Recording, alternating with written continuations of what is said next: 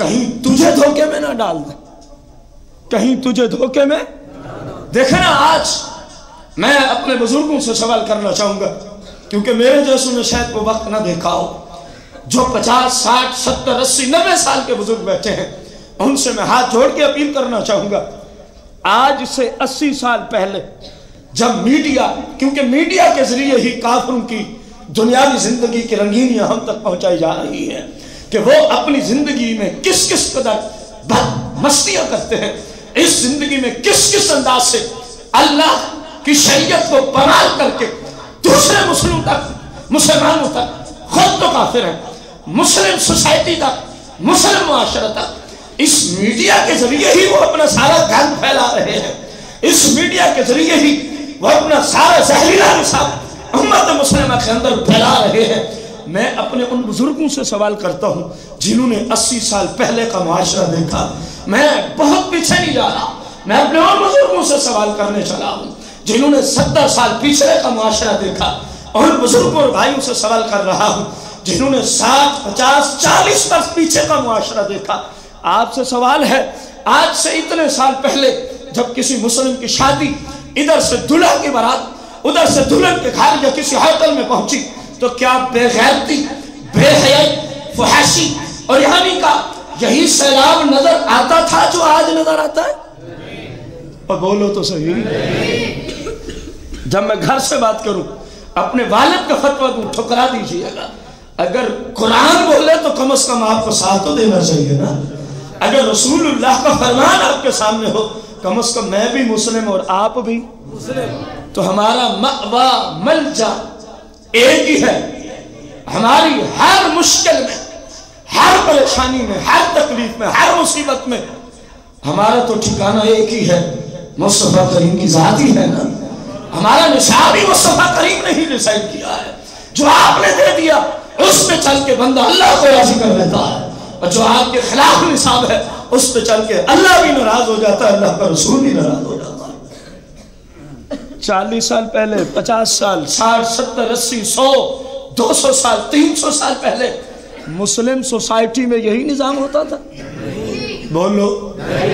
آج سے 200 سال پہلے مسلم معاشرہ میں کیا ہر گھر میں ایسے ہی یہودیوں کا نصاب چلتا تھا؟ ایسے ہی عیسائیت کا نصاب چلتا تھا؟ جب دیکھا نہیں تھا کہ ان کی بدمستیاں کیا، جب ان کا نصاب پڑھا نہیں تھا، جب ان کا نصاب ایک پیٹ میں بچہ ہے، اس وقت سے لے کر جب تک وہ جوان ہوتا ہے، یہ سارا عرصہ جو اس کا یہودیوں کے نصاب کو سنتے سنتے بیت جاتا ہے۔ پیٹ میں ہے تو ماں فلم ڈرامہ دیکھ رہی ہے، پیٹ میں ہے تو ماں گانے واجے سن رہی ہے، تو بتائیں پھر اثر ہوگا کہ نہیں ہوگا؟ ماں بچے کو دودھ پلا رہی ہے، ادھر سے گانے واجے چل رہے ہیں، ماں بچے کو دودھ دے رہی ہے، ادھر سے فلم اور ڈرامہ کا کی لعنت اور شر چل رہا ہے۔ میں پوچھتا ہوں کیا اس پینے والے پر اس گند کا کوئی اثر ہوگا کہ نہیں ہوگا؟ اگر کسی کو سمجھ نہیں آتا تو میں اس کے برعکس سے ایک جملہ بولنا چاہوں گا، اگرچہ میرا وہ موضوع نہیں ہے۔ سرکار بغداد الشیخ عبد القادر جیلانی رضی اللہ تعالیٰ عنہ جب والدہ ماجدہ ایک مدرس کے پاس پیش کرتی ہیں کہ اس بچے کو قرآن پڑھانا، وہ کتنے خوش نصیب والدین ہیں جو اپنے بچوں کو قرآن و سنت کی تعلیم دلواتے ہیں، کس قدر وہ خوش نصیب والدین ہیں۔ یقین ڈالیں ان کی عزتوں پہ کروڑوں سلام جو اس غیر گزرے زمانے میں اپنے بچوں اور بچیوں کو قرآن و سنت کی تعلیم دلوا رہے ہیں، مسلک حق اہل سنت کے مدارس سے دلوا رہے ہیں، ان کی عزت پہ کروڑوں سلام میں بھیجتا ہوں، اور اللہ کی ان پہ کروڑوں رحمتیں نازل ہوتی ہیں۔ کس قدر رونے کا مقام ہے جب ماں نے کہا، ادھر بھی دیکھیں ادھر بھی دیکھنا، فرق آپ کے سامنے آ جائے گا۔ ماں نے کہا اس کو کیا پڑھانا ہے؟ استاد صاحب نے کہا جی پڑھیں آپ بسم اللہ۔ سرکار بغداد شہنشاہ بغداد غوث پاک رضی اللہ تعالیٰ عنہ نے استاد صاحب کو قرآن کے 18 پارے سنا دیے۔ ماں تو پڑھنے کے لیے لے گئی، زبانی سنا دی۔ استاد نے پوچھا بیٹا یہ کہاں سے پڑھا ہے؟ آپ کے گھر والے تو اب میرے پاس لے کے آئے، یہ کہاں سے پڑھا ہے، یہ تعلیم کہاں سے ملی ہے؟ میرا وہ جملہ یاد رکھنا جس پر میں نے یہ جملہ بولا ہے، آج بچوں کو کس انداز سے دودھ فیڈ کرایا جاتا، آج بچوں کو کس انداز سے غذا مہیا کی جا رہی ہے، اور جب غوث اعظم جواب دیتے ہیں تو مسلم تو سوچ آخر کس راستے پہ تو چل رہا ہے، کن کے طریقوں کو تو نے اپنا لیا ہے؟ آپ فرماتے ہیں استاد محترم میری والدہ کو قرآن کے 18 پارے زبانی یاد ہے، جب میں پیٹ میں تھا میری والدہ ان کی تلاوت کیا کرتی تھی، میں نے بس اپنی امی سے سن کے پیٹ کے اندر ہی قرآن کو یاد کر لیا تھا۔ آپ اندازہ لگائیں، مان لیا میں نے آپ مادر ذات ولی ہیں، لیکن بات ہو رہی ہے اثر کی۔ ایک بچے کو دودھ پلانے سے پہلے ماں پڑھتی ہے بسم اللہ الرحمن الرحیم، ایک بچے کو دودھ پلانے سے پہلے ماں پڑھتی ہے الصلاۃ والسلام علیک یا سیدی یا رسول اللہ۔ ادھر قرآن کی لوریاں ہیں، ادھر بچے کو فیڈ کرایا جا رہا ہے، ادھر بچے کو دودھ پلایا جا رہا ہے۔ یہود و نصارہ کا گندا نصاب اس کے کانوں میں زہر کھول رہا ہے۔ انصاف سے بتانا جس بچے کو اس انداز سے غذا ملے کہ قرآن و سنت کی خوشبو اس کو معطر کر رہی ہو، اور جس کو یہود و نصارہ کے نصاب کے گند و زہر کے تربیت کرایا جائے، آپ مجھے بتائیں جب یہ دونوں جوان ہوں گے کوئی فرق نظر آئے گا کہ نہیں آئے گا؟ ہمارے گھروں میں آخر یہ دوسری چیز کیوں نہیں؟ جب تک دیکھا نہ تھا یہ مسلمان اپنے ہی معاشرے میں ادھر ہی رہتے تھے، اس وقت بھی اپنی اپنی جگہوں پہ آباد تھے، کوئی کافر کے گھروں میں جا کے نہیں عمل کرتے تھے۔ آج بھی مسلم اپنے اپنے گھروں میں آباد ہے، لیکن فرق کیوں آ گیا ہے؟ سوال ہے آپ سب سے، آپ سب دانشور ہیں، عقل مند ہیں، کل کو یہی بندے ہیں۔ 80 سال پہلے آپ نے خود کا یہ نظام نہیں تھا، 60 سال پہلے آپ نے خود کا یہ نظام نہیں تھا، 50 برس آپ نے خود کا یہ نظام نہیں تھا، تو میں پوچھتا ہوں اب آیا کہاں سے ہے؟ وہ چور دروازہ تو تلاش کرے نا، میڈیا سے۔ وہ کون سا ایسا بھیانک باب ہے جس سے مسلم کی عزت کو بحال کر لیا گیا؟ وہ کون سا ایسا زہریلا دروازہ ہے جس کے ذریعے وہ ظالم بیٹھا کہاں ہے اور اپنا زہر کہاں کہاں تک پھیلانے میں کامیاب ہو گیا ہے؟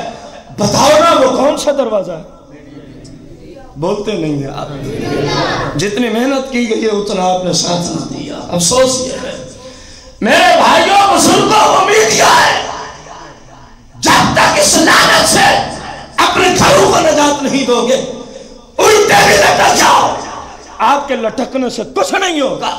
جس بچی کو پیٹ سے لے کر 25 سال کی عمر تک یہود و نصارہ کا گند دکھایا گیا، یہود و نصارہ کی وہ چاشنی میں، وہ دنیاوی زندگی کی بدمستیوں میں جس کو بچپن سے جوانی تک آپ لے آئے ہیں، آج آپ کے ہیں وہ بچی اپنے پورے جسم کو ڈھانپ کے بازار نکلے، یہ ممکن ہو سکتا ہے بلا؟ یہ تو پہلے دن سے آپ نے پرورش کرنی تھی، جس طرح میرے آقا کریم نے ارشاد فرمایا، بچہ جب 7 سال کا ہو جائے تو دین کی تعلیم دینا شروع کر دینا، جب 7 برس کے ہو جائے تو قرآن و سنت سکھانا شروع کر دینا، ان کو بتانا کہ ہم مسلمان ہیں، ہمارا نصاب مصطفیٰ کریم نے عطا فرمایا ہے۔ یہودیوں، عیسائیوں، بت پرستوں، کافروں کے نصاب پہ چلنا یہ مسلم کی شان نہیں ہے۔ اگر ہم نے اپنی اولاد کی یہ تربیت کی ہوتی، ان کو ہم نے یہ معاشرہ دیا ہوتا، تو آج آپ یہی کچھ دیکھ رہے ہوتے؟ پھر آ جا کے جی بچہ ایسا ہو گیا ہے، بچہ ایسا ہو گیا ہے۔ میں پوچھتا ہوں اس کو ایسا کرنے میں پہلا کردار کس کا ہے؟ والدین کا ہے۔ جب تک وہ جس زندگی میں اس نے سیکھنا تھا، جس زندگی کے حصہ میں اس نے کسی ایک راستے کو اپنی زندگی کے لیے ماڈل اور نمونے کے طور پہ چننا تھا، اس زندگی کو تم نے یا میں نے یا معاشرے میں یہود و نصارہ کے نصاب کی نظر کر دیا، جب اس کی ٹانگیں قبر میں جاتی ہیں اب ہم رونا شروع کرتے ہیں، میرے بھائی یہ بہت پہلے ہونا چاہیے تھا، کاش کہ جب بچہ پیدا ہوا تھا، کاش کہ جب بچی پیدا ہوئی تھی ہم نے یہ رونا اس وقت رویا ہوتا کہ یہ رسول اللہ کا غلام ہے، اس کو تعلیم بھی وہ دوں کہ جب جوان ہو تو جدھر بھی جائے مصطفیٰ کریم کی شریعت کے ڈنکے میں جاتا ہوا چلا جائے۔ ہم نے یہ سوچا کب؟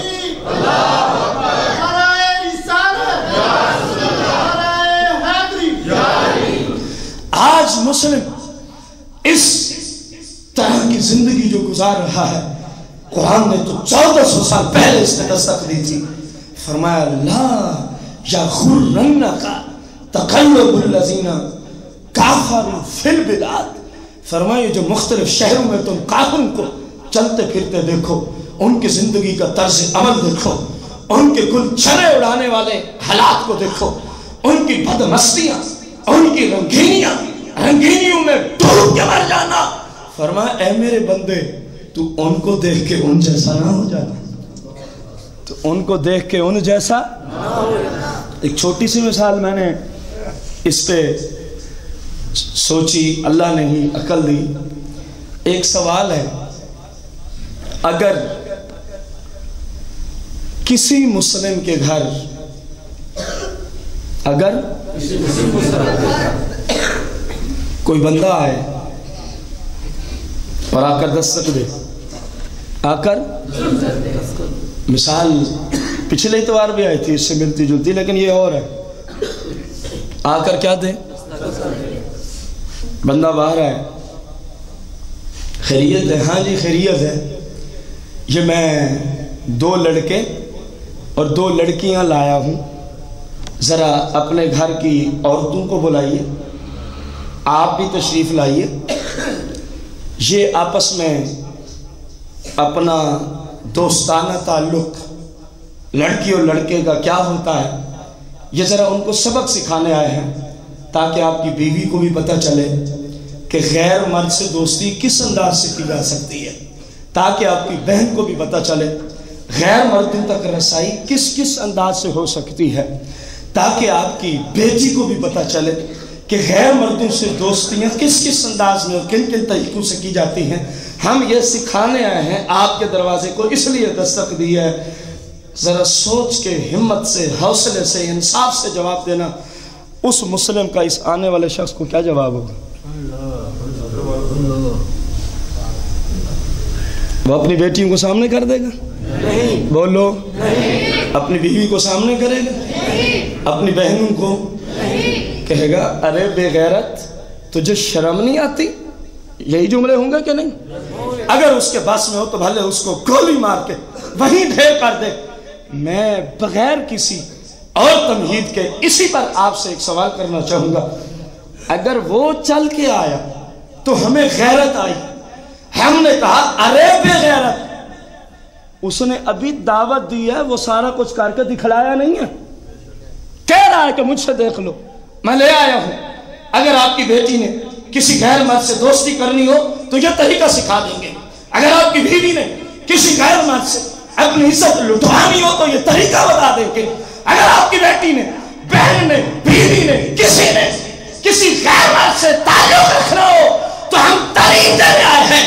آپ اس کو کہہ رہے ہیں ارے بے غیرت، اس نے دکھائی نہیں ابھی، اور جب یہی سارا کچھ گھر میں چل رہا ہوتا اس وقت یہ غیرت کہاں مر جاتی ہے؟ سوال ہے آپ سے مؤدبانہ، کوئی بات سمجھ آئی؟ اب کہاں گئی ہے وہ مسلم کی غیرت؟ دوسروں کو تو کہہ دیا بے غیرت، اس نے ابھی چلایا بھی نہیں، وہ منظر دکھایا بھی نہیں، وہ پریکٹیکلی سامنے لایا بھی نہیں، صرف دعوت دے رہا ہے گند کی طرف، تو آپ نے کہا یہ بے غیرت ہے، میرے بس میں اس کو گولی مار دو، حالانکہ آپ سے پیسے بھی نہیں مانگ رہا، اس دکھانے کے آپ سے پیسے بھی نہیں مانگ رہا۔ میرا سوال ہے، میڈیا پہ، فلموں میں، ڈراموں میں، گانے باجوں میں، یہ جو میں نے مثال فرض کر کے آپ کو بتائی ہے، یہ بڑی فحاشی ہے یا ادھر بڑی فحاشی؟ ادھر میری مثال میں زیادہ بے حیائی والی باتیں ہیں، یا میڈیا جو کچھ دکھا رہا ہے ادھر بے حیائی والی باتیں ہیں۔ ادھر تو غیرت آئی، وہاں کیوں مر گئی؟ ادھر غیرت آئی، وہاں کیوں مر گئی؟ وہاں پیسے بھی دیتے ہیں، 10 15 20 ہزار کا ٹیلی ویژن بھی خریدا صرف اللہ کی نافرمانی کے لیے، باقاعدہ جہیزوں میں لوگ دیتے ہیں کہ وہاں جانا تو اپنی زندگی کی ابتدائی حرام سے کرنا، جہیزوں میں ٹیلی ویژن دیے جا رہے ہیں۔ کوئی شرم و حیا کی حد ہوتی ہے؟ کوئی اللہ رسول کی نافرمانیوں کی حد؟ دیکھیں معاشرہ کس موڑ پہ جا کے کھڑا ہو گیا ہے، کس گمراہی کے کنارے پہ جا کے کھڑا ہے۔ اور بزرگوں بھائیوں، آخر کب تک سوئے رہو گے؟ خدا کا نام لو، کوئی پتہ نہیں کس وقت موت آ جائے، بعد میں افسردہ ہونے سے کچھ ہاتھ میں نہیں آئے گا۔ اگر چاہتے ہو اللہ رسول راضی ہو جائیں تو آج ہی بیدار ہو جاؤ، آج ہی یہود و نصارہ کے اس گند کو، زہر نصاب کو اللہ سے وعدہ کر کے جاؤ کہ اللہ میرے گھر میں یہ گند نہیں چلے گا، نہیں چلے گا۔ لیکن بہت مشکل ہے، اس کی وجہ بیوی جو پیچھے بیٹھی ہے، اپنی تو ذمہ داری ہے حق آپ تک پہنچانا۔ اب مجھے کچھ پچھلے درس پہ باتیں موصول ہوئی آپ کے محلہ سے، تو میں نے کہا یار یہ بھی کوئی بات ہے کہ لوگ باہر جا کے آپ کے خلاف یوں یوں۔ میں نے کہا میں تو کچھ بھی نہیں ہوں۔ جب میرے آقا و مولا شفیع محشر نے تبلیغ حق کی بات کہی تھی، آپ کے تو حقیقی چچے بھی آپ کے دشمن ہو گئے تھے۔